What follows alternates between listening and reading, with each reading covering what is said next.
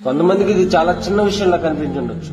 పవన్ కళ్యాణ్ అనే వ్యక్తి ఏమంత గొప్పగా చేశారా, 9 కిలోమీటర్ల ప్రాంతం 270 స్తంభాలు వేయించాడు, కొంచెం కరెంట్ తీసుకొచ్చాడు, ఆ మాత్రానికి దేవుడు అయిపోతాడా, ఆ మాత్రానికి ఇంతలా పొగడాలా అని అంటే, చీకట్లో ఉన్నోడికేనన్నా వెలుగు తెలిసేది.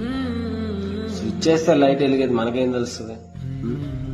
ఎన్నో దశాబ్దాలుగా చీకట్లో మగ్గిపోతున్న ఆ ప్రాంత ప్రజలకు పవన్ కళ్యాణ్ గారు వెలుగును తీసుకొచ్చారు కాబట్టే పొగుడుతున్నారు.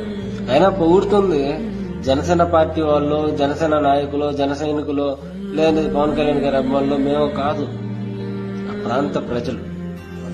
వచ్చి ఎన్నో సంవత్సరాలు గడిచినాం, ఇక్కడే చీకట్లోనే పడుకుంటున్నాం, చీకట్లోనే తింటున్నాం.